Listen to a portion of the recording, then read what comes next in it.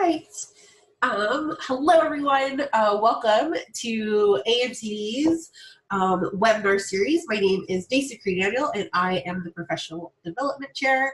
We're really excited to have you today. I am briefly going to introduce Dr. West-Olatunji. She is presenting today on Stereotype Threat amongst underrepresented students in STEM. If you don't know her, you probably should. She's like doing everything in AMCD plus more. She is the editor-in-chief for the Journal of Multicultural Counseling and Development. She's past president of ACA as well, but she's also past president of AMCD. And she's currently working at Xavier University in Louisiana, and we will actually see her next week at ACA. So thank you so much for doing this second webinar for us. It's always a pleasure to have you talk to us, and we're just really excited. So I will let you take over. Thank you so much. I'm excited about this topic. Of course, I'm excited about presenting with AMCD and for AMCD. So anytime you ask, of course, I'd be interested. This project that I'm going to talk about was funded by the National Science Foundation, and that's really important to counselors because I find that we're not part of this conversation, and yet we're needed and wanted. We're very much part of the conversation. So my first NSF grant I received in 2007. I was at the University of Florida, and I was co-PI. Co-principal investigator with two of my colleagues, a science educator and a math educator. And the three of us, all three African-American female faculty, wrote this grant that our colleagues said would never get funded. It had a lot of fuzzy words in there that, of course, were inserted out of the behavioral social sciences and not necessarily from the sciences. And people said because of that, they wouldn't be interested. But it was the opposite. It was because of that that we were funded, that we were talking about what now people are discussing, non-cognitive factors. We talked about positionality and how African-American girls are positioned as math and science learners. To be more accurate, they're not positioned as math and science learners. But since then, the conversation has really developed. And it's because behavioral scientists and some counselors have been inserting language into the discourse around STEM, science, technology, engineering, and math.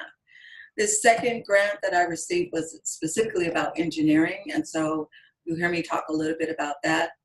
But if I leave you with nothing, it really is this issue of jump in there. They are very interested, science educators are very interested in partnering with counselor educators. So this is an up and coming field where we belong. So I'm going to talk about what the learning objectives are, give you some definitions from what we discovered are key terms in working with underrepresented students. Underrepresented students right now are mostly culturally diverse students and female students. And more recently, we began talking about students, LGBTQ students. So, and then I want to talk a little bit about how stereotype threat might impact STEM students and how we as counselors can be advocates and leaders in this area of STEM. So at the conclusion, I'm hoping that you will have an increased understanding of stereotype threat theory and how implicit bias in educational settings, also known as educational hegemony, can serve as a hindrance to these students' engagement in STEM in general. Both as students and also in their careers. Second, that hopefully you will increase your knowledge about interventions that will broaden participation, meaning how do we increase the number of these students who not only come into STEM, but who stay in STEM? That is really an issue. And then finally, how you can advocate. So I do want to do that.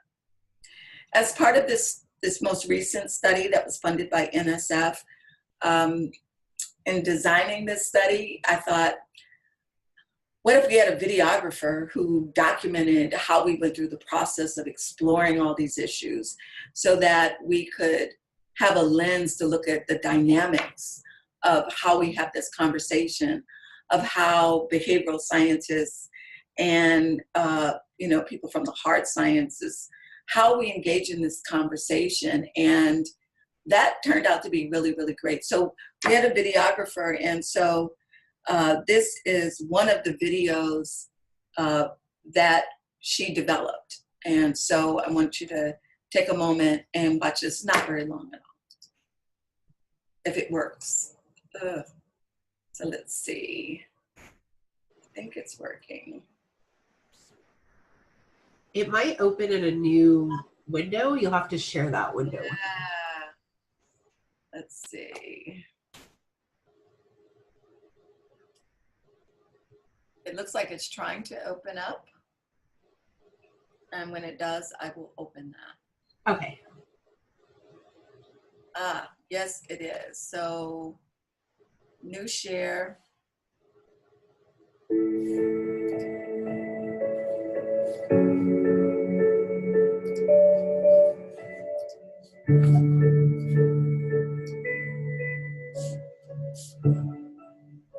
Can you see in here? Yes, ma'am.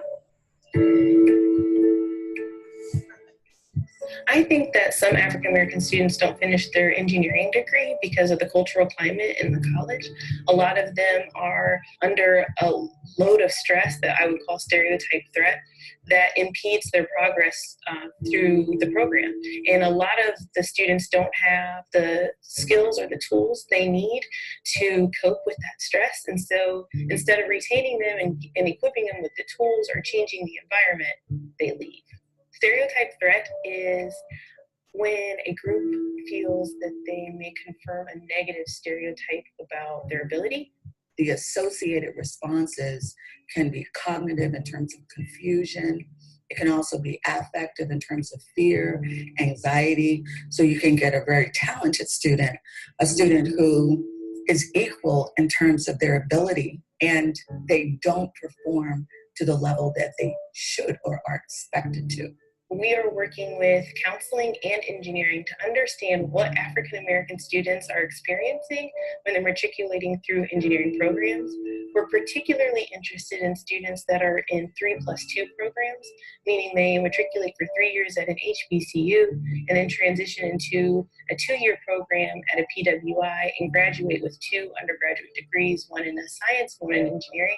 It's particularly important to us because we're trying to understand if there's something different about their experience at each one of those institutions. We're really trying to confirm that there is a relationship between stereotype threat vulnerability and sense of belonging for those students, and what interventions we can put in place or what training needs to happen to help the students, and what training needs to happen to change that climate and the environment for the faculty and staff at those universities where they're matriculating. We have students and faculty engaged in this project from both the University of Cincinnati and Xavier University of Louisiana. So we needed to do an interdisciplinary look so that way we can make it understandable to those in the engineering climate and the culture so they can actually make that change. We tell kids all of these fairy tales, especially children of color. If you do well in school, it's all going to be all right. And somewhere around 6th grade, kids figure out that that's a lie. Yeah. If you don't have a coping mechanism, and someone will help you develop that coping mechanism, you're never going to survive. We also explore microaggression and implicit bias. And so for microaggression, they impact your identity of who you are and your ability. And that it can be the same about implicit bias. It's a bias that somebody may have about you that they don't even realize that they have. When I was an engineering student, I think that I experienced microaggression, implicit bias, but I also had outright explicit bias and downright racism.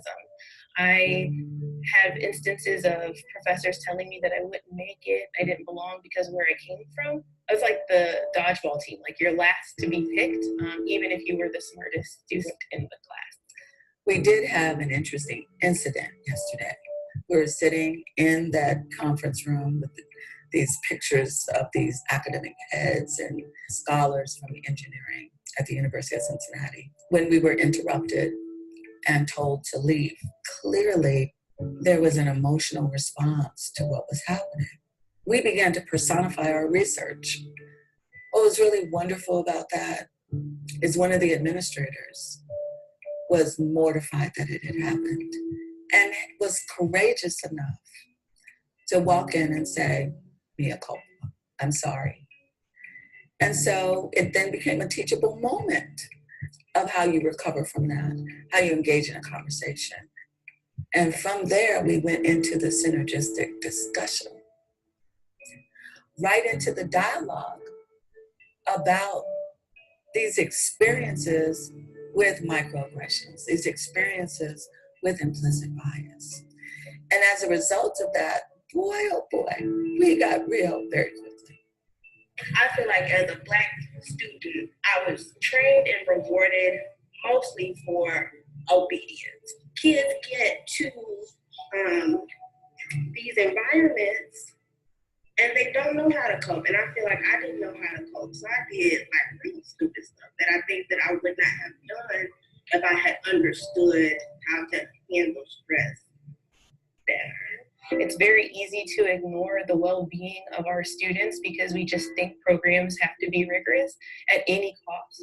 And they don't realize that our students have to be productive once they graduate. We want them to actually feel like whole people and understand that they are valued and they have a place. Hey, if engineers decided they wanted to look at this disproportionality and lack of engagement in engineering by underrepresented students, they'd be very precise. So that's how I appeal to them. It's like, we need you. We need your precision to correct this problem. Because if anybody can do it, they can.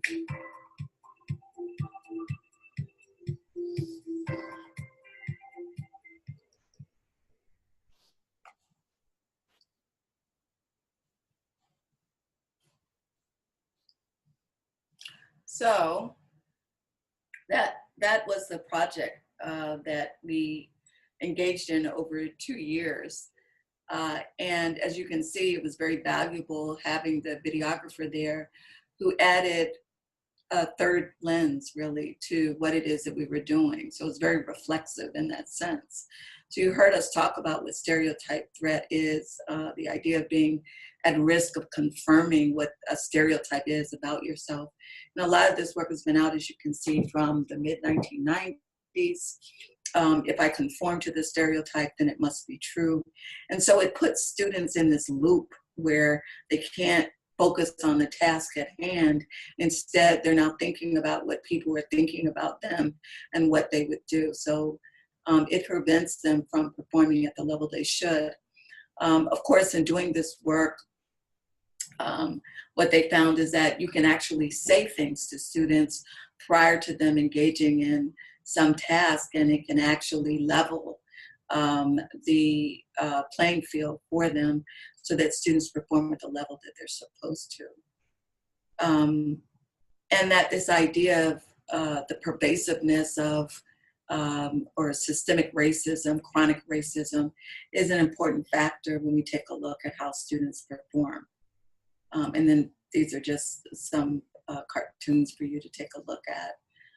Racial profiling and so on, people having difficulty in terms of stereotyping to get a job when they're going for a job. So, and then the idea of these microaggressions, I know you all know about this because we talk a lot about this in counseling. It's not talked about in STEM, but the idea of these microaggressions, and you heard actually my colleague, Dr. Whitney Gaskins from the University of Cincinnati, talk about those macroaggressions where it wasn't just these little small things that may go unnoticed, but there were also these very large, overt kinds of things that people were doing. What happens is that students internalize second-class citizenship, began to wonder about their own worth, their own abilities. What happens is they don't reach out and ask for assistance. They get less mentoring. Their peer interactions are compromised. And of course, in terms of their social interactions, that there's an issue. Also, their self-confidence is impacted. And all of these things lead to increased stress for them that persists over time.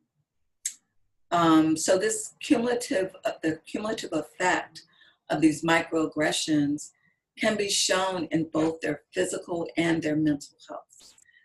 So research has been done that provides us with information about high blood pressure, weakening of immunity. So for some of you who are or have been doctoral students, you certainly know about this issue of weakening the immunity. Oftentimes, doctoral students will get sick a lot going through the stress and the pressures of trying to get their dissertation work done.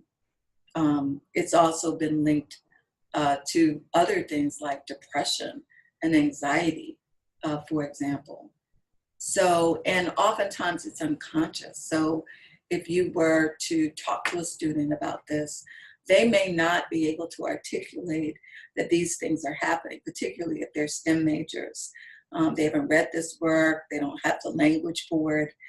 So one of the things that's happened as I've engaged in this research and talked to either practicing STEM people, like practicing engineers, practicing computer scientists and so forth, what they talk about is that I've given them language to talk about what they're experiencing. And that's very empowering for them, and it helps them to think differently and to be more empowered within their environments. The biggest thing I think that bothers me is hearing them talk about questioning their intellectual abilities. So one of the things that was needed in terms of research, so for those of you who are interested in this type of research, was the excitement when we were able to connect the microaggressions to implicit bias, because it provides us with the evidence that we need. But we also need intervention. So I encourage you, if you're not interested in engaging in research that takes a look at the phenomenon, then I encourage you to think about what interventions might be successful with students, STEM students, particularly underrepresented STEM students. Also, we know that it's important to take a look at one's ethnic or cultural identity and relate it to their academic engagement and performance.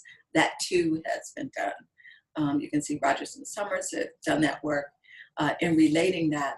We know that that's very important when we take a look at Black students in particular, and particularly in K12, that we know that parents who engage in a conversation with their children around their ethnic and cultural identity, those students perform better academically than those children whose parents don't talk to them about racism and about their identity, so that they have a stronger sense of self.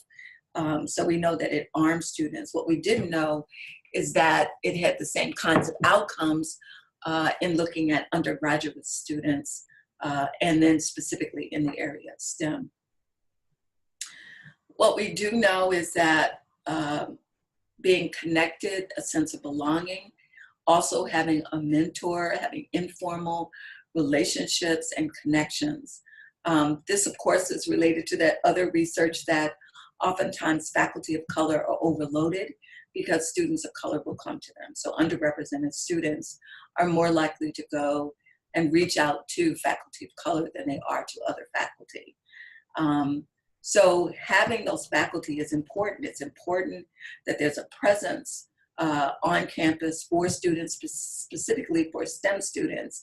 And I would say even STEM faculty of color become very important when we take a look at persistence and academic performance in STEM.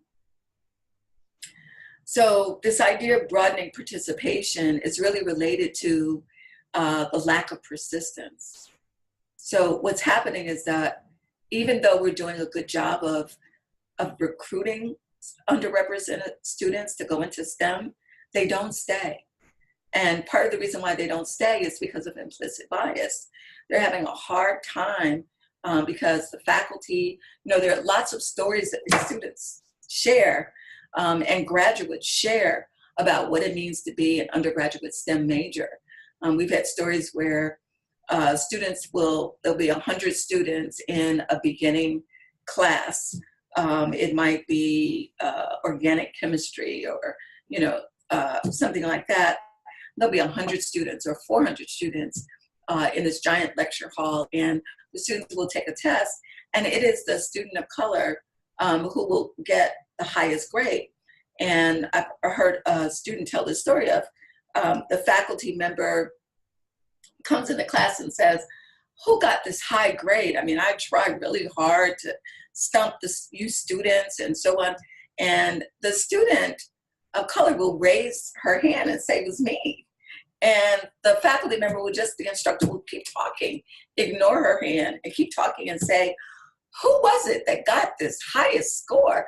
Who is it that stumped me? That's impossible. Who was that student?" And meanwhile, the student is saying, "Me, it was me," and just ignores her completely. That's just one of many stories. Another is a student who is doing very well in a course and then goes in to see the instructor during office hours. And before the student can open her mouth about why she came to talk to the faculty member, the instructor turns around and says, "Well, if you're having trouble in the class, you should go to the academic support office." And the student is thinking, "Why? I didn't say why I came in." And the student didn't come in for assistance. The student actually wanted to talk further about some topic that was brought up in class. So here's a student who could be mentored, who could be, one of the greatest students that the instructor has had, someone who could be mentored to go on and do other things, is now being discouraged from being in the program. So it's many stories like that about why students become disengaged. Also, there are peer-to-peer interactions where studies have been done, a lot of qualitative studies in particular, but not solely, that talk about peers who don't include them in study groups. When students are able to get study guides and so on that have been passed down, they don't include the students of color, underrepresented students. So the problem is not getting students into STEM. The problem is keeping them there because they get tired of that. They might be spending some informal time talking to a history professor, political science professor, usually of color, and they'll decide, I'm tired of this, and they switch majors. So I'm sure many of you know about science majors who switched over. Some of you might be students who were science majors who switched over to something else and eventually came into counseling. So that is definitely one of the issues. What is really important to understand is that I've done some research here on my campus that is a historically Black university. And even though we're HBCU, the majority of the faculty in the STEM departments are white. And so even though we understand that a lot of these issues occur at a PWI, a predominantly white institution, I do want you to know that implicit bias also exists in STEM programs at HBCUs and probably other minority-serving institutions. So this idea of these very lowered expectations regarding the intellectual abilities of underrepresented students exists in a lot of spaces. So that is really important to take a look at. As I said, it has physical, emotional, and psychological outcomes in terms of, high blood pressure, anxiety, depression. I mentioned those, but also we have traumatic stress. And in some cases, you get more severe kinds of outcomes like obsessive compulsive disorders. And so this lack of caring environment, the lack of social support, the lack of support, understanding, and confidence from the faculty all contributes to this lack of engagement. And so this issue of retention is probably the biggest issue and not so much achievement. These are typically our high-performing students. So typically there isn't the achievement issue. It is often really about engagement. So one of the things that I would like to share is that Harold, who's done a lot of this work around chronic or persistent stress or traumatic stress, as I talk about it in my research, talked about these 6 stressors, and one is racism-related life events, some of which I just shared with you, vicarious racism experiences. So even though some students may not have had some of the experiences that I shared with you, if they were in the class and witnessed that, they also can experience traumatic stress as a result of that. The micro stressors, so this is the daily drip of racism. These are these small microaggressions that add up over time, that just marginalized individuals are experiencing. The persistence of it. So it's one thing for us to experience these critical incidents if they're episodic. The fact that culturally and socially marginalized individuals experience these stressors on an ongoing basis, what I term as the slow drip of oppression, that it becomes inescapable. And that's one of the ways in which it leads to traumatic stress. We also have the transgenerational transmission that has this collective experience. So we get this validation from not only our own experiences, the experiences of others sort of in a lateral way, but we also get in a horizontal way of thinking about what has happened to my parents and my grandparents and so on, but also in terms of teachers of color that we've had and the experiences. So I think also about conversations that I've had with my students about my experiences going through my studies, my experiences as an early career person, early career counselor educator, and sharing those with other early career faculty, sharing those with doctoral students, sharing those with master's students, that it becomes part of our collective experience that we understand that racism is real. And we all interact and respond to that and cope with that in different kinds of ways. So one is this sense of belonging that I mentioned, and that is this disidentification with the major. So that's one of the things is that they love, this is an area that they felt very close to. And there is a sense of loss when they decide that they don't want to be a bio major, chem major, computer science, engineering major anymore. And so they no longer identify with that. That is traumatic in of itself. The idea of group-based performance and the anxiety around that, of being able to perform when you know everybody around you, or at least you suspect that they think you're not going to do it. And then the idea again of, all of this negativity is something that you deal with on a daily basis, and the decisions that you have to make and so on. And then how you cope with that. Some students use avoidance as a coping mechanism, and it may not be the best thing for them to do. So one of the things that I found in doing this research, this most recent research study around engineering students, is that competence and confidence were salient aspects of the research, and I wasn't looking for that. So one of the things that I realized is that students can be in an environment, and even though the faculty may not provide them with the support that they need, there are other mechanisms of support in the environment.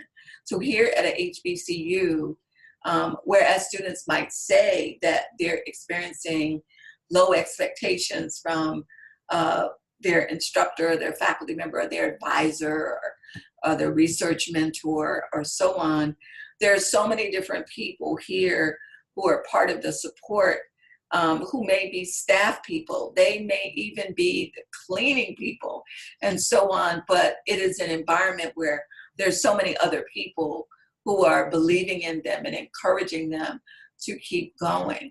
At a predominantly white institution, often those kinds of supports are not there. And so students can fall prey to losing confidence in themselves and their abilities. And so, you know, the idea of structural inequalities in terms of what kinds of experiences students have compared to their peers, either before they got there or even while they're there, is part of it. The idea that they're not being offered the opportunities to engage in research, for example, as their other mainstream students are. When they do engage in it, they often feel that they're not understood or appreciated because of differences in terms of background or cultural mores. And again, the idea is, how do those students cope with that? So we believe, of course, in counseling. We very strongly believe from our program accreditation of K12 to looking at our National Board for Certified Counselors, NBCC. There is this strong emphasis on becoming culturally competent. More recently, of course, in thinking about cultural competence, that we are emphasizing social action, that we need to take action. So I'm really imploring you, my colleagues in this area of STEM and looking at the experiences of underrepresented students in STEM, the idea is, you know, what can we do? How can we take social action? How can we involve ourselves in this conversation? That really is what's going on here, is asking that question. So I'm sure all of you are familiar with the multicultural social justice cultural competencies. But, you know, we understand the problem, understand our, you know, become more aware of our own biases. The idea of engaging in critical dialogue with people who have other lived experiences, examine structural inequities, and then think about institutional interventions. Of course, evidence, everything you do should be evidence-based, of course. So what are the recommendations that we have in moving forward with this? So it's what I'm saying right now to you, and that is, we as counselor educators need to seek out STEM educators to begin a dialogue about non-cognitive factors. So one of the things that we know is that when we approach, whether we're a student, a colleague, someone outside of the discipline, when we talk to these faculty about issues that underrepresented students might have, they tend to talk about remediation. So they go right to remediation. Well, if they don't understand calculus, then they need to go to support services. We need to offer a special workshop. We need to, you know, do. So they go right to the cognitive factors about whether students need time management, whether they need to be more organized, whether they need to study more, you know, so they go right to those kinds of things in order to help students, even when they're very committed and engaged in relation to STEM students' performance.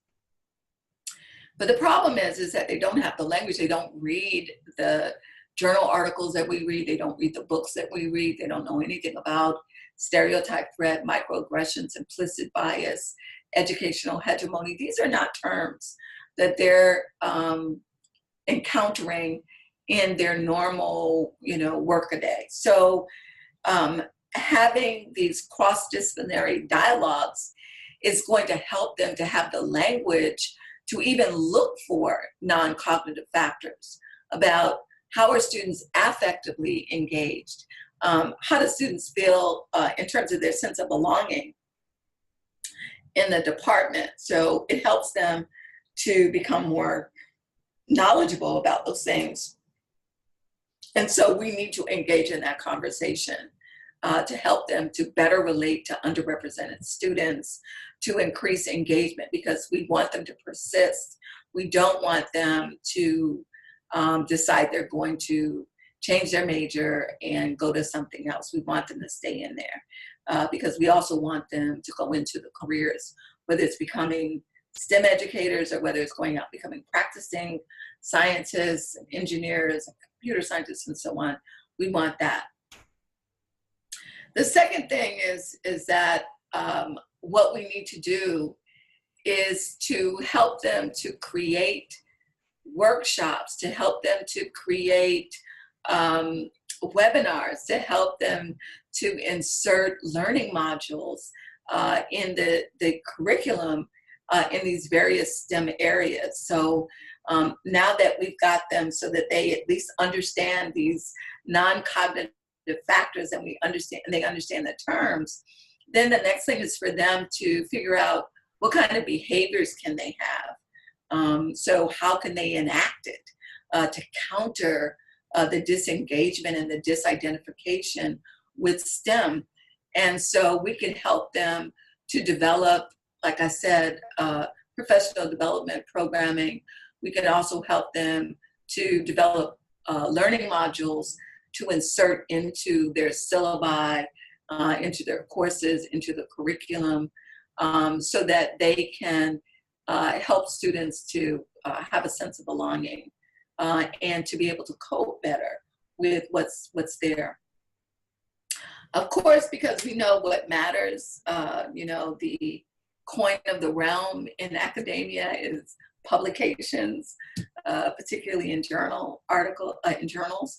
And so certainly an outcome, in addition to students persisting, we could share it and talk about that with our colleagues. So that means that we could engage in collaborative research and to disseminate that research to let people know about how successful it is. So in this study that we just completed, an aspect of that, so it was a mixed methods study. It was a pretty large study. So we collected data from the undergraduates who were going into engineering. And then we also engaged in qualitative research where we interviewed graduates of our 3-2 program, where they did 3 years and got a 4-year bachelor degree in 3 years in the sciences here at Xavier. And then they went on to typically a PWI for 2 years and got a 4-year engineering degree in 2 years at another institution. And so those students, those graduates or alumni, we located them and we interviewed them to talk about their experiences. As you can imagine, they talked about very similar things as the undergraduates. We also videotaped ourselves as a research team and advisory group. So we had an advisory group that was about split behavioral science, mostly counseling, and engineering educators. So they're about 50-50. And our research team was heavy, I think, counseling and not so much engineering, but we did have engineering educators in our research team. And we met twice during the 2 years, once in New Orleans and once in Cincinnati. And we videotaped our discussions about what we were finding. Well, first, in the beginning, we videotaped the discussions about what the issues were.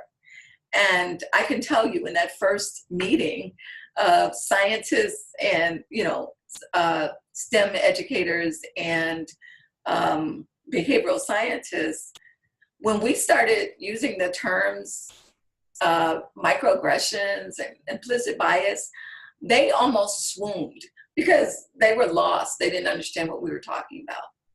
But over time, as we continue to provide updates on the research and to analyze and interpret the research, certainly by the end of the project, we were able, they could talk very smoothly and facilely about the project, and using the terms, it became very commonplace. It was fantastic. The project itself, my co-PI was Dr. Gaskins, who is the engineering educator at the University of Cincinnati. So we were actually doing it by collaborating on this research, coming together to try to get answers to questions that I don't think STEM educators know to ask. In the end, we actually, as a matter of fact, last year, well, when ACA was in Atlanta, we had an opportunity to go to General Motors, and we talked to a room full of practicing computer scientists and engineers. And we shared our research with them, and they were ecstatic. And they also had stories about the implicit bias they experienced in their programs, and also about ways in which they coped, and then also programs actually that they developed to reach out to college students.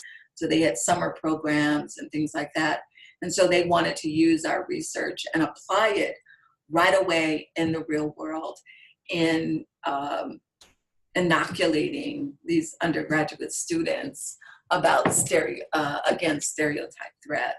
So we definitely need to seek out opportunities to collaborate with our STEM educators to engage in collaborative research around these non-cognitive factors.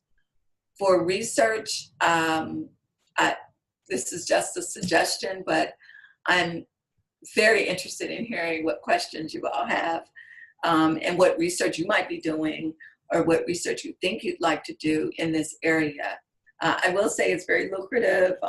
So if you're looking to bring in a big grant, it's very possible to get release time, to get summer research money, to mentor students, to create fellowships for your graduate students, to maybe even hire postdocs to work with you, to engage in the research. I encourage you, the National Science Foundation, NSF is looking for you. So I encourage you to do that. I think a longitudinal study to follow undergraduate STEM students through their programs to really get a sense of what are some mediating factors, or what is assisting them in persisting in their majors would be very interesting. So I think if I were to continue this research, I definitely would do a longitudinal study to take a look at what's working over time. And so those are some references. Of course, an acknowledgement slide to NSF, as I always must do, and my contact information. So that is pretty much what I wanted to share with you, and I'm very interested in any questions you might have. So one question we did have for you, it was about the video from Jamie. So it says, in terms of the short video, is there a link or access to this? I would like to share it with the TRIO and Promise faculty and staff at UF, where I work as a grad assistant. Thank you so much. That's exactly what I want to hear, and I'm sure that's what the National Science Foundation wants to hear. Absolutely. We want this video to go far and wide, far and wide. We actually have another one that will come out. So the link is embedded in, I'll go back to it in case you guys want to see it now. Oh, it's not, I'm sorry. Yeah, I will, if you hover over it so you can see, there, that is the link right there. So I can copy it and put it in the chat so you have it. It's also, if you go on my website, that the Center for Traumatic Stress Research, it's under I think current projects, and it's right at the top, and it's the video. So it's right there. Once the third and final, because there have been 3 videos, There was a even shorter one that just talked about what is stereotype threat. This is the second one. There will be a third one that comes out shortly that is going to talk about the findings from the study. And it will be at the same link. So you could check back periodically to check for the link. But let me stop the share for a minute. And I added the link to the chat already. oh, you did. Oh, you're amazing. Yeah, and then I will also add the link to the email that I'll be sending you all shortly with the CU link in it as well. Yay. Good. Any other questions?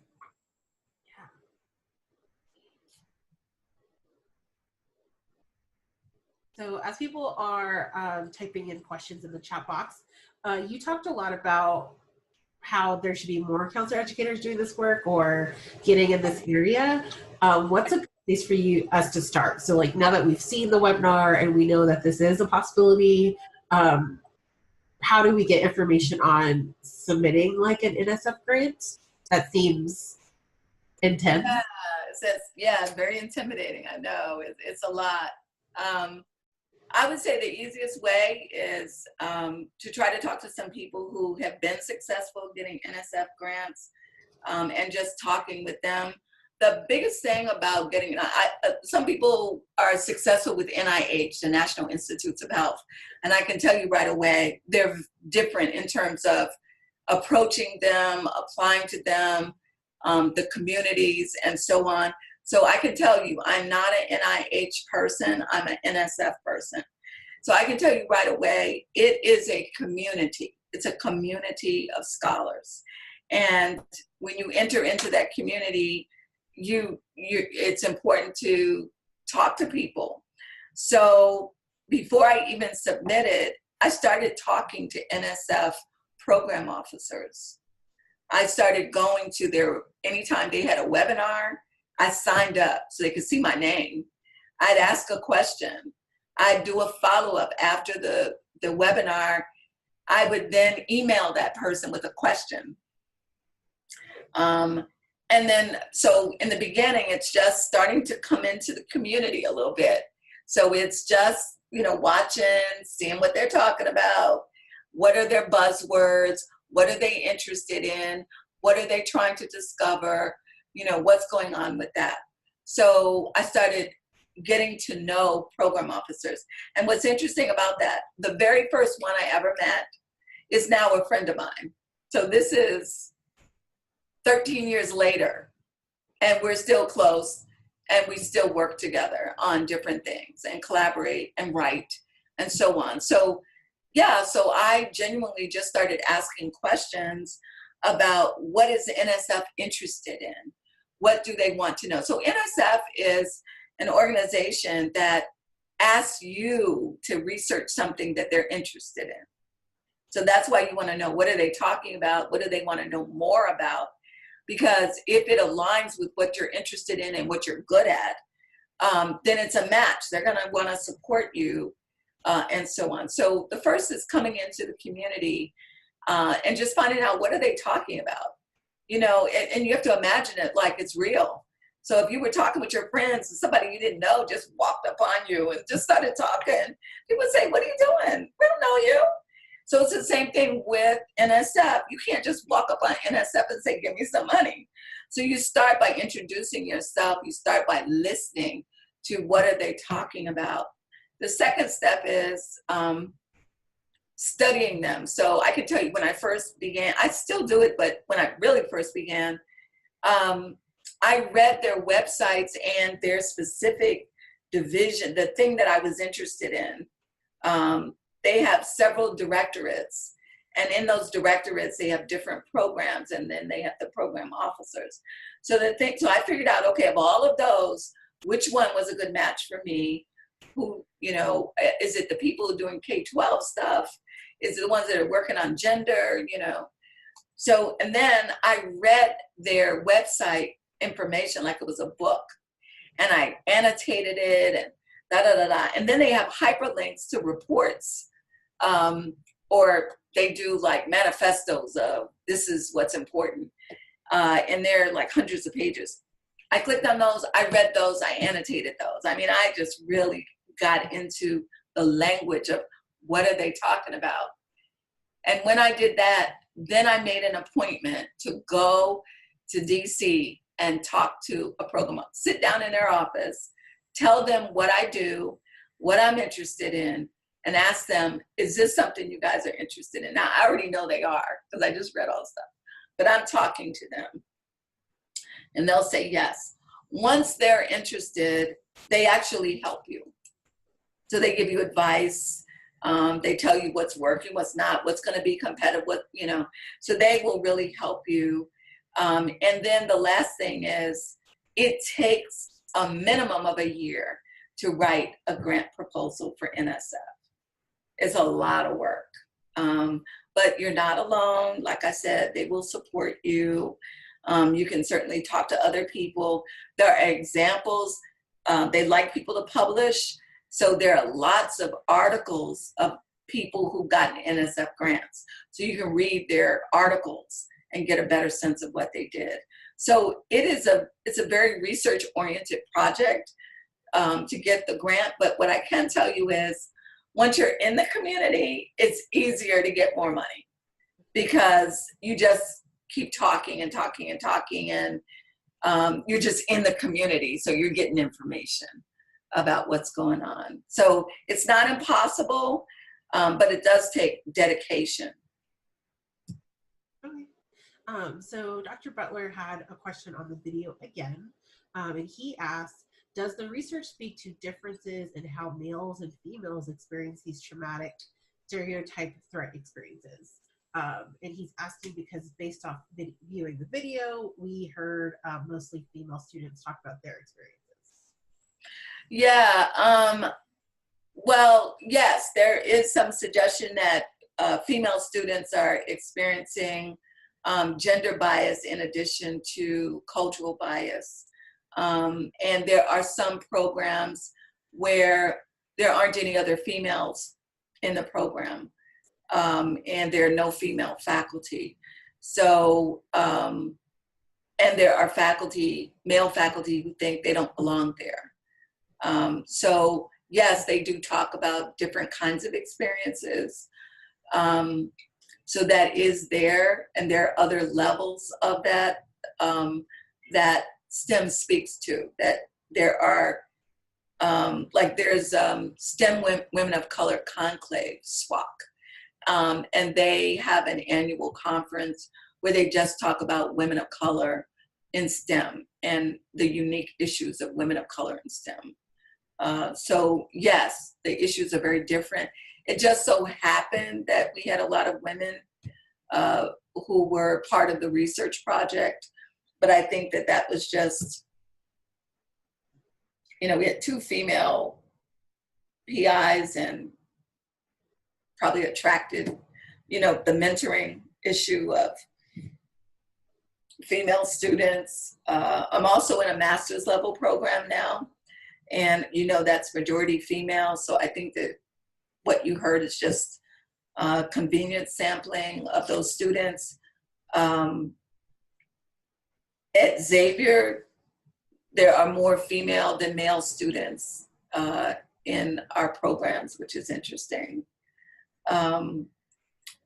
So that is there, but yes, the issues are very different. Thank you. So Toyin, I apologize if I said your name wrong. Can the study be extended to students with disabilities? I perceive that these people are bullied based on the issues they are dealing with. Yeah, so, you know, when I think about what NSF is interested in, that is a new trajectory. So you're right on the money. You are likely, if you put together something very intentional and strategic, that is an area that they're very much interested in as an underrepresented group. The idea of stereotype threat, all of that is there. So yes, that would be a great area for you to begin talking about and researching. And I bet you we don't have the language to really talk about what the issues are for students who have disabilities who are in STEM. I bet you we don't. There's language that you're using in, for instance, rehabilitation counseling, but that I bet I don't know, and would be relevant to looking at non-cognitive factors for STEM students with disabilities. Okay, so along with that question, Jamie asks, I wonder what this research would look like around faculty of color in STEM, or any school/program for the matter, and the dynamics which play out in the classroom. Say that again, so let me hear it. So I wonder what this research would look like around faculty of color in STEM. So either in a school or a program. And then what would the dynamics look like as they played out in the classroom?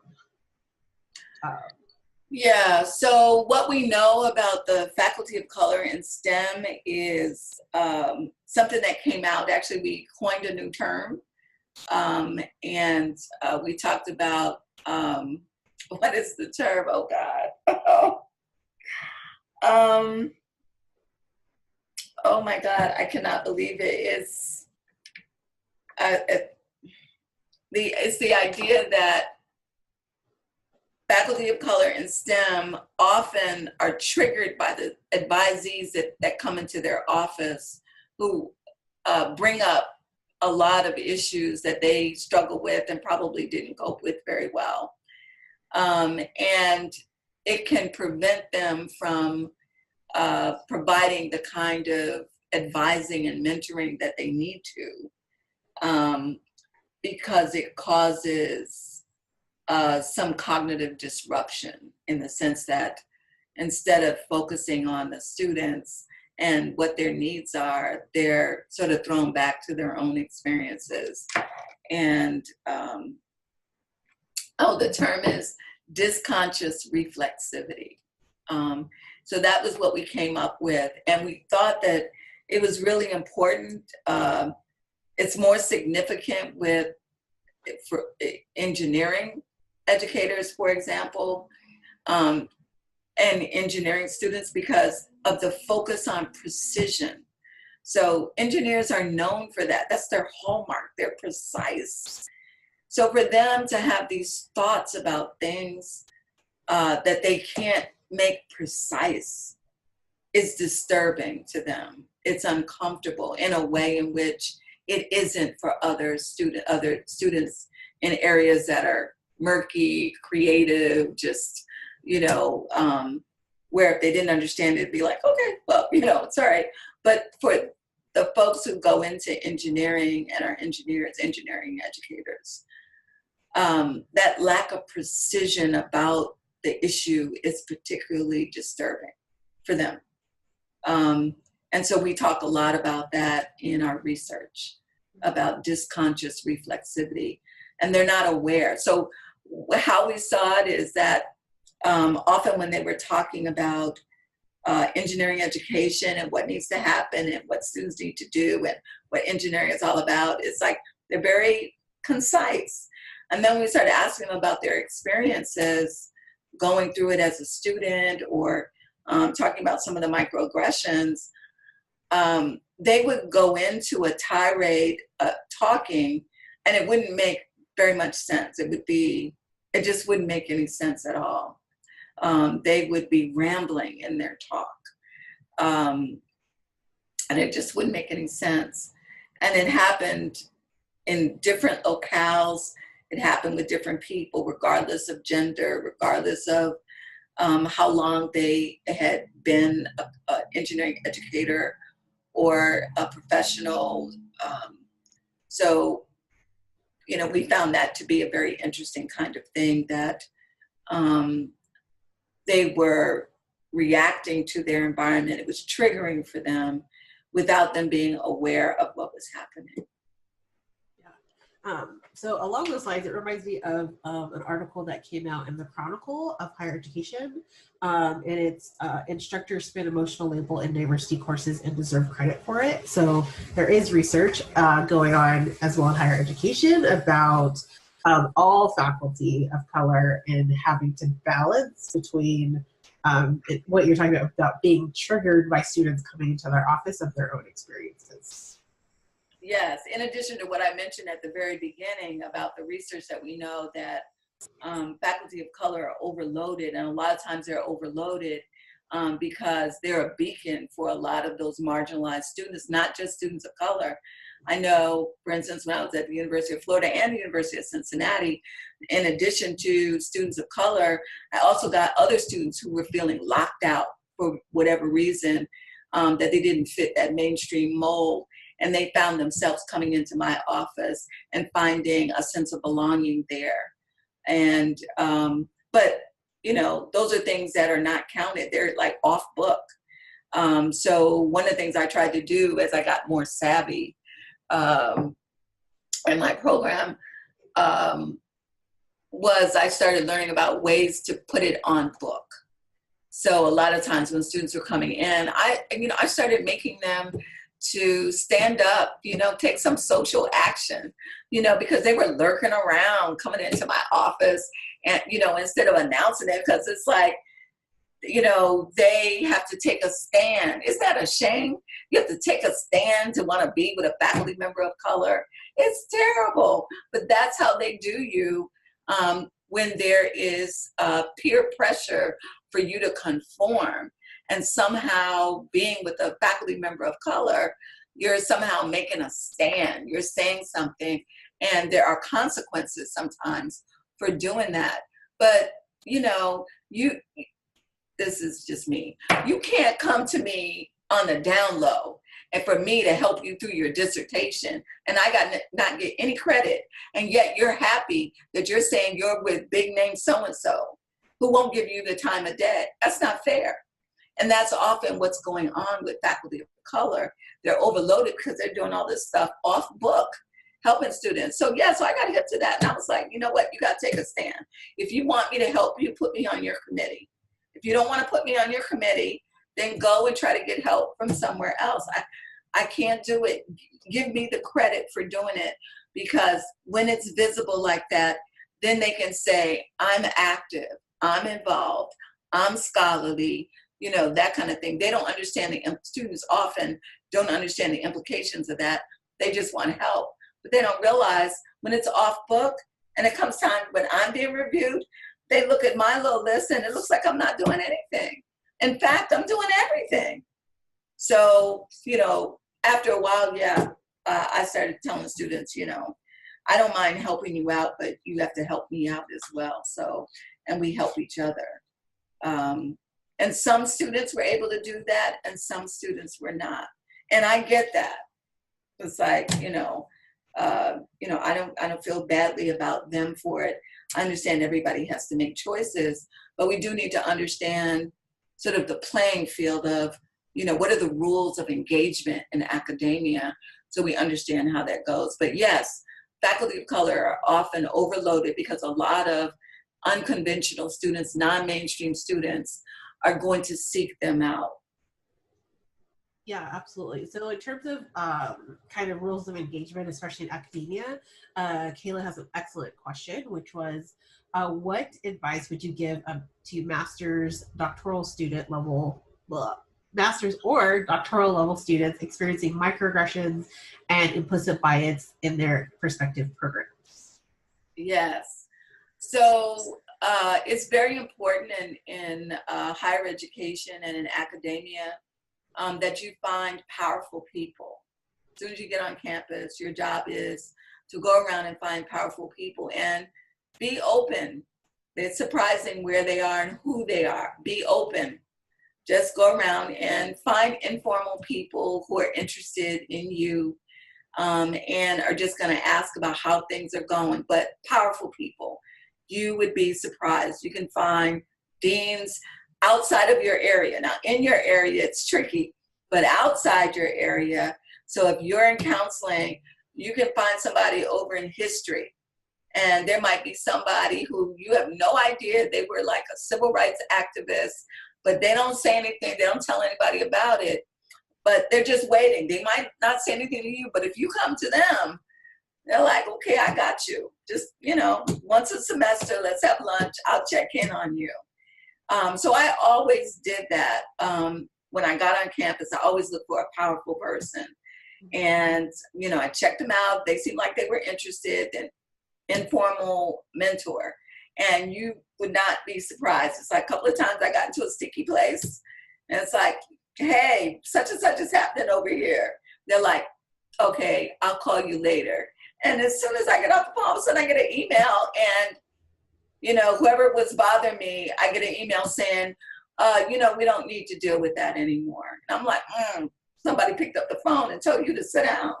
So it's great to have that kind of thing. So that's one thing, to always have a powerful person in your pocket. And they're everywhere. They're everywhere. There's somebody for you. There's someone around who, sometimes, you know, academia is such a dysfunctional environment that for the 6 people who don't like your professor or don't like you or whatever, there's another 6 people who don't like those 6 people, and they're going to support you just because it will tick them off. So there are always people out there who are willing to support you, whether it's for a productive reason or a weird reason, but there are people out there who are willing to stand up for you. So you need to have that. The second is that you need somebody who is going to be your point person, who tells you how to handle that situation. So one of the things that I learned is that there is a rule book to being successful in higher ed. So if you're having difficulties, because nobody gave you the book. So you need to have someone who is going to call. I had someone who wasn't even at my university. When things would happen, I'd say, this is what's going on. The person doesn't even need to know the specifics. It's the rule book. And they'll say, okay, you go back and you do this, this, this. And then what they're going to say is this, this, this. And it happened just like they said it. So it's a rule book. Don't even need to know the particulars. There's a rule book. So this is how to be strategic. So if you're just learning how to do that, you need somebody who's going to whisper in your ear and tell you how to do that. You know, it's like supervision, bug in the ear supervision. It's like that. You need somebody to tell you step by step, this is how you navigate that situation. Because if you're having difficulty, it's often because you're trying to make it up as you go along, and you're doing it by trial and error. You don't need to. You need to find somebody with the rule book and let them school you about how to go through that system. Honestly, you know, racism is such, and the idea that when we are coming, we're marginalized and we're trying to come into the center, they're not going to welcome you. It's not going to be about that. That means it's going to be a struggle. It means that you are in conflict by your very existence. But you're not there to be liked.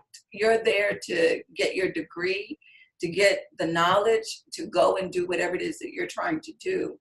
So there is no situation where you're without the resistance or without the conflict or without people coming after you.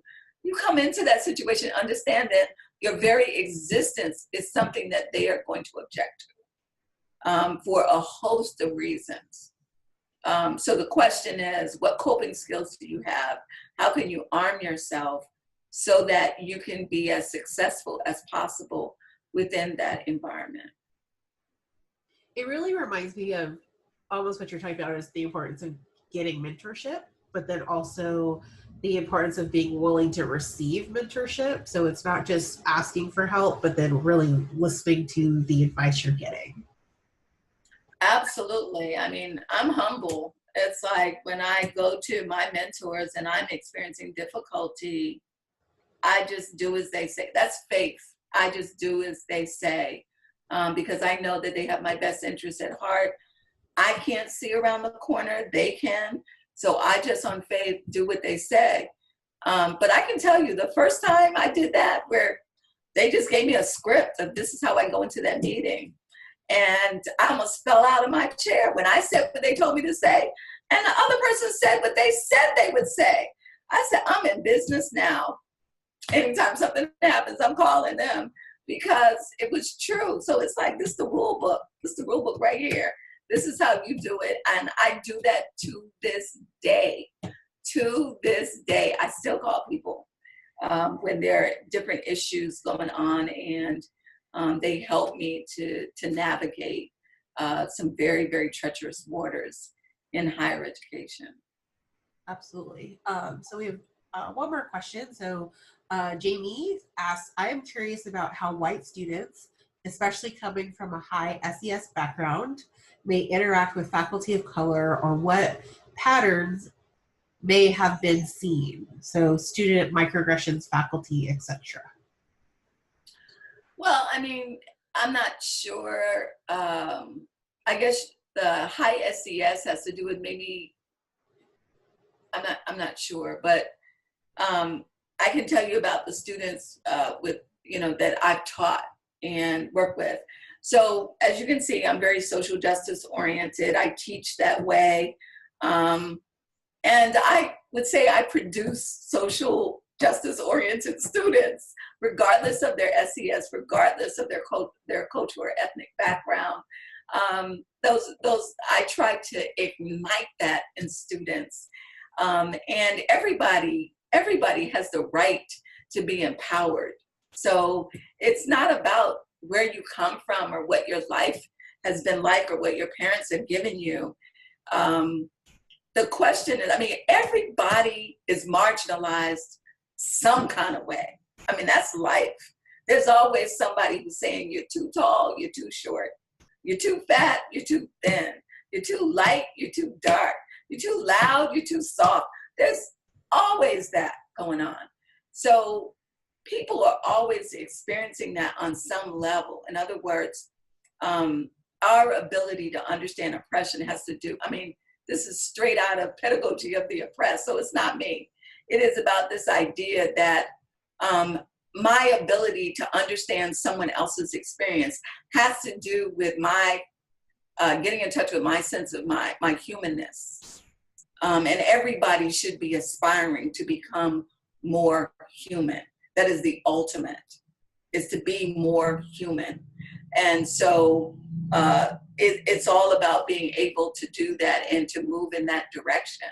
So I don't teach my students what they should feel a sense of social justice about. That they're going to come to that on their own and have authentic conversations with people about their own experiences as a window to get to other people's experiences. So it's not about that. It's not about your gender or your SES or any of that. It is about getting in touch with and being authentic about who we are, being very reflective about our own experiences, and using that to reach across and diminish the space between ourselves and other people, and being very genuine about that. And when we're able to do that, we can do anything, to be able to understand what's going on with another person. But it's also in the definition. So I feel very strongly about that, about social justice and social action. It's just that, it's action. So I take issue with people who have the ability to write a lot about social justice, but stuff goes down with people. And whether it's LGBTQ people or people with disabilities, or it's around a gender issue, stuff goes down. And so I always ask, I'll take the person who is not educated in this, or not the person who necessarily espouses this. But when that happens, when someone mistreats me because of my membership in a group and they marginalize me, I'm going to go for the people who acknowledge that and do something about it. So that's always necessary. That means that I need to do that. So as a heterosexual person, it's like when I'm with someone who is LGBTQ, any of those things, and I see something happen, I need to speak up about that.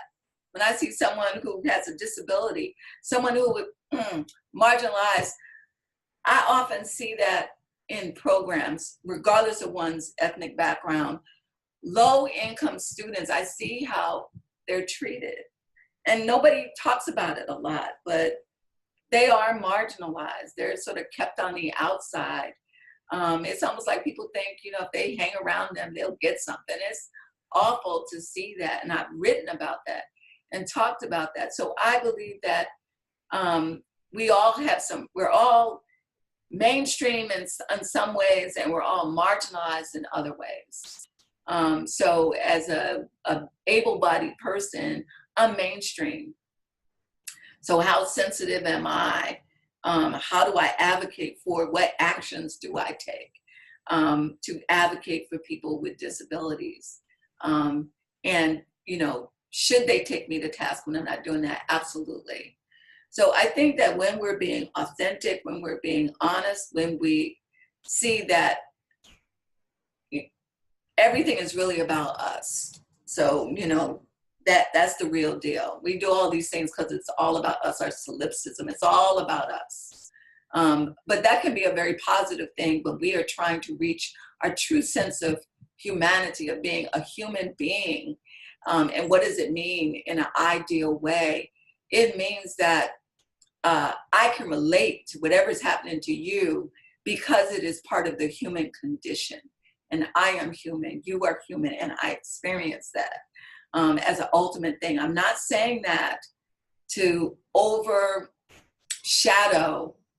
our experiences of racism and sexism and homophobia. I am not saying that. Please do not take that from me, that I'm saying that I am not, because that is real. It's real.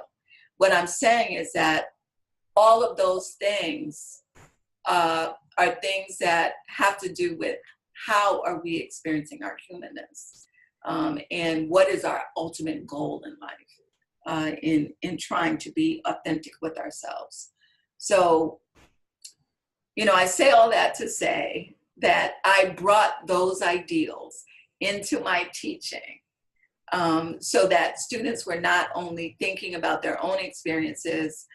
I encourage them during their breaks to go home and share their textbooks with their parents and engage in conversation with their parents and deconstruct how they were raised, what their values were, and engage in an adult conversation about what that is and what it means. And some students were surprised because their parents were like, I've been waiting for you to talk about this stuff because we thought you weren't interested.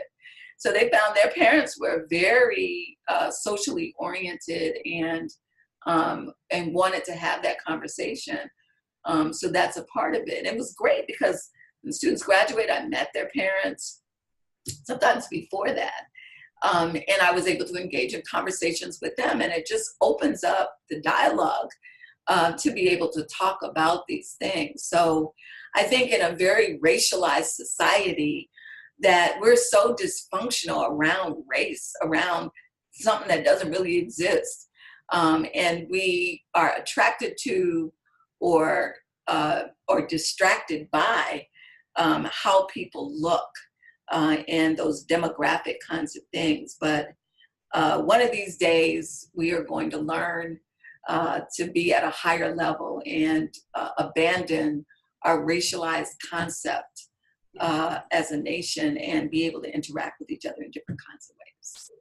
Yeah, I really appreciate you sharing like your overall philosophy of that, because I think it's a completely different perspective than maybe we are always open about. But in line with Jamie's question, I'm also wondering, are you, in your experience, are you still giving that same philosophy to STEM faculty of color who are kind of having this tug and pull with their white students about their own knowledge? So like as maybe a Black biology teacher, you know, like, are my students taking me as seriously as the money I put into my degree, the hours, my own dissertation work, my own like NSF grant? How do our STEM faculty give that same message you gave right now to their white students? Yeah, well, I think that it depends on where they are in their journey. So, I mean, what we're talking about here is amazing because now I'm thinking about developmental stages, and that we need to come up with a model of developmental stages in terms of STEM educators of color, and that maybe sort of at this naive stage is that disconscious reflexivity. And then the question is, where do we want them to be in terms of their consciousness and so on, and what works and so on. So that's exciting. So if you want to do something like that with me, I'd be like a developmental model of that. So I think it depends on where they are. Some of them have, depending on what they do and what their coping mechanisms are, they do different things. So some of them have encountered these terms that talk about the non-cognitive, and they're happy. They're doing that. They're the ones that are developing summer programs, and they're talking to kids, and they're having these workshops around these kinds of issues. They figured that thing out, and they're doing that. Some of them attached to education faculty, not like counselor education, but like curriculum and instruction. They connect with curriculum and instruction people, and they find themselves talking about and doing those things. So some of them have figured that out, that if they have certain partnerships that it can be done. Some of them, do it in terms of their off time. So they bifurcate their lives, and they do other things. They have hobbies, they sing, they play instruments, they, do sports, and things like that. And they get it all out, and then they go in there and they just ignore all that stuff and just see it as, as a 9-to-5 kind of concept. They go in there and they do that. But I think I urge counselor educators to see this as an area that they could go into to engage in that conversation, because I think we can help them. I think we can help them to move through developmentally, to be at a space where they have great coping skills, and that every student coming into their office isn't a trigger. Yeah, absolutely. And as a follow-up to that, Dr. Butler brings up a good point. So he asked, in terms of faculty of color in STEM, do they experience some of the same things that students in your research project are experiencing? Yes. Yes, it goes right from kindergarten all the way up. So students who tend to be the STEM majors were those high achieving kids in elementary school. And they're the ones that we put into those special advanced programs or special classes, or, so we put them in. And so by the time they get to high school, they're already in AP calculus, and they're like the only kid of color in there. And then they go off to whatever school we sent them to, where they might be the only student of color, and so on. So they're having all these experiences, and oftentimes their parents aren't talking to them about it. Their school counselors aren't talking to them about it.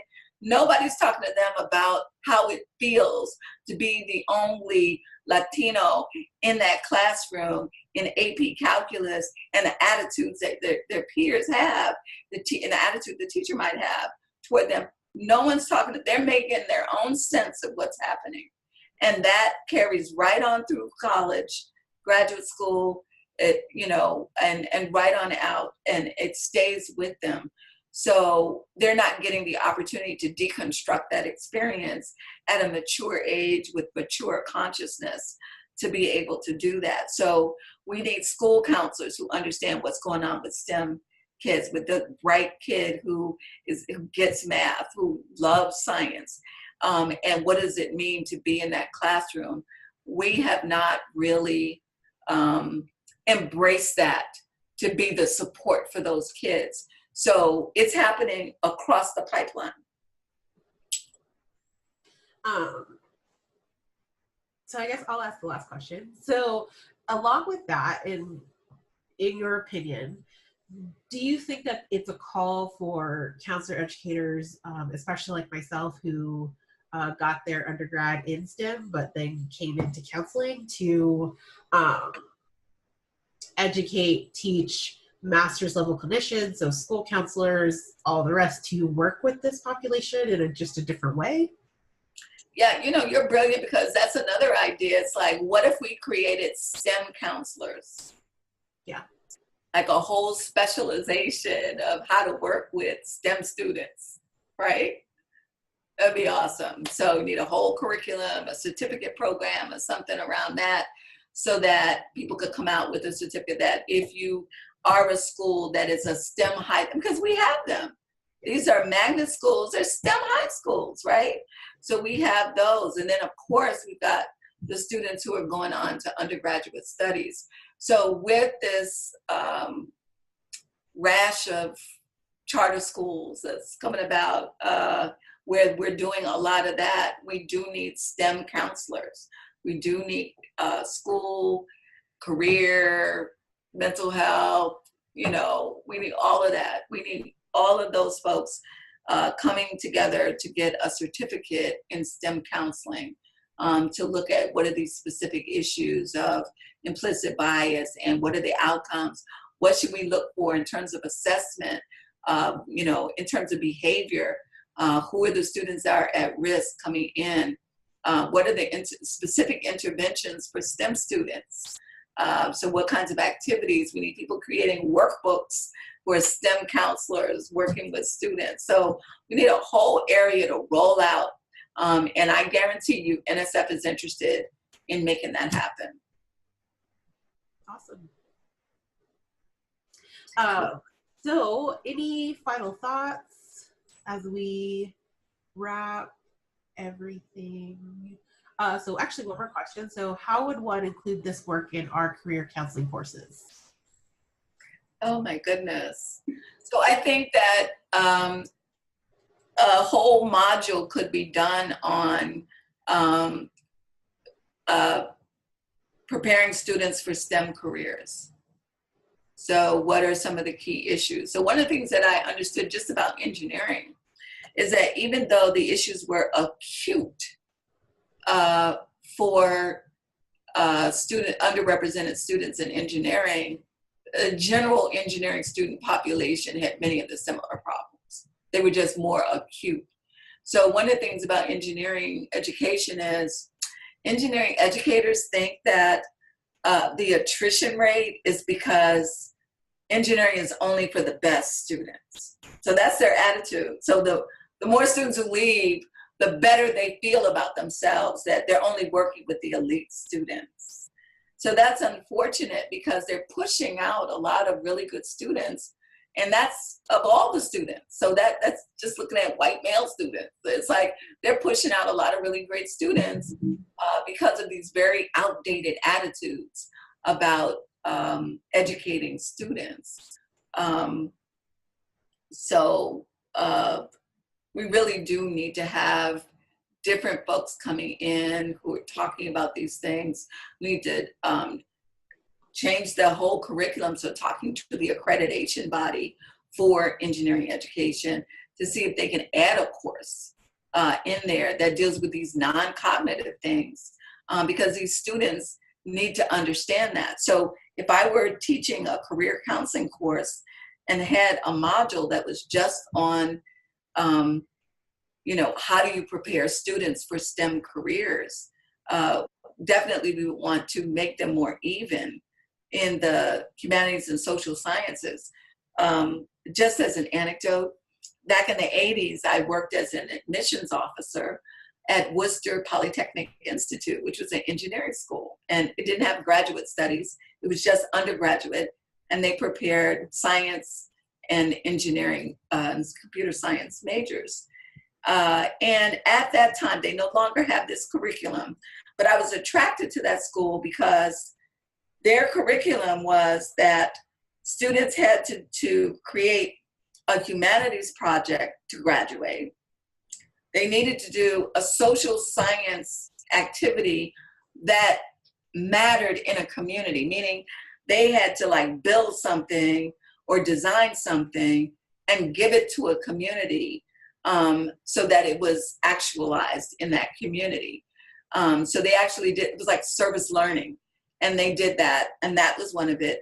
And then they did also like a final thesis where they did some kind of demonstration project in their particular major. During that time, those students who graduated then came out as very verbal, and engineering graduates are not considered to be verbal. they came out knowledgeable about social issues, and they came out with sort of coping mechanisms by spending time in the humanities, in the arts, writing, doing poems, and, so they were a very different kind of engineering graduate.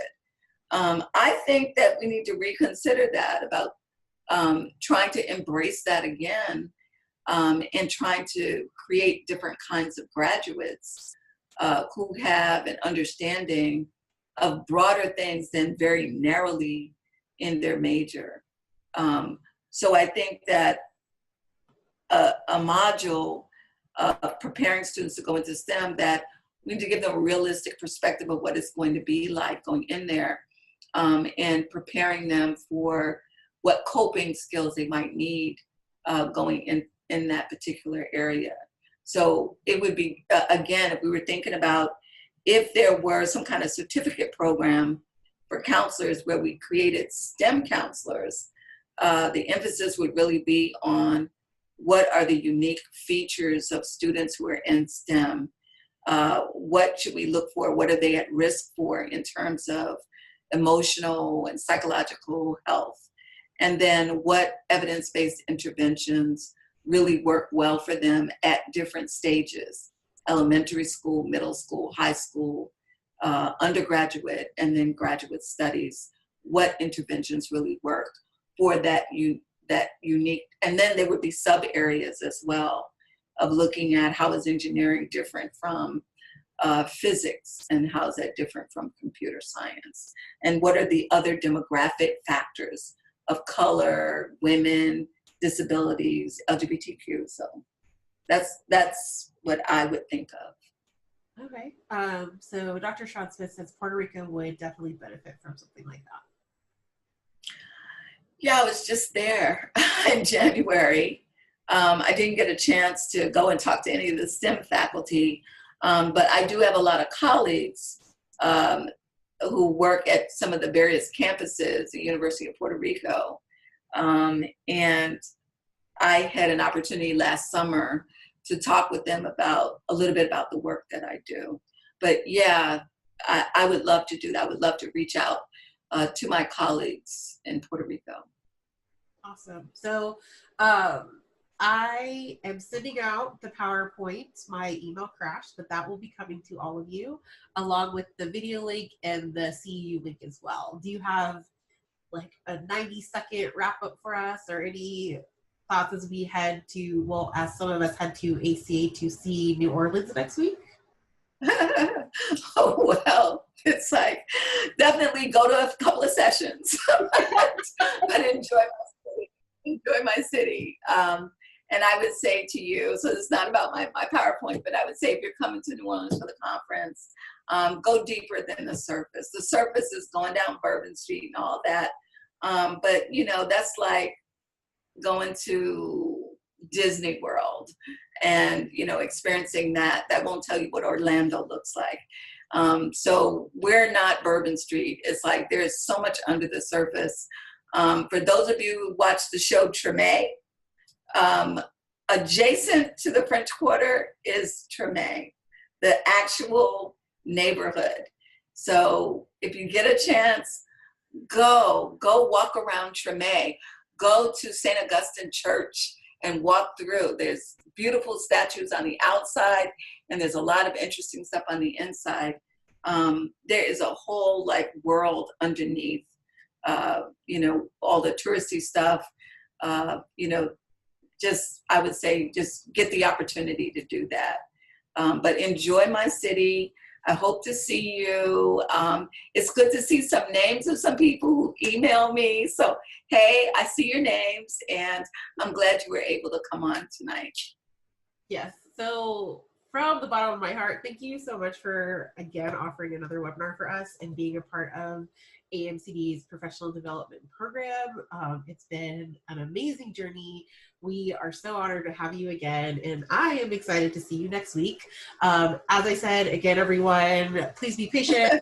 My email will cooperate and send you all the PowerPoint The CU and links are in there as well, including the video that Dr. West-Olatunji did, and all of her information is also in the PowerPoint. So of course, feel free to reach out to her. And like she says, she's excited to see you write an NSF grant. So thank you for being here on this Thursday night, and we will see you in the next webinar. Bye. Bye.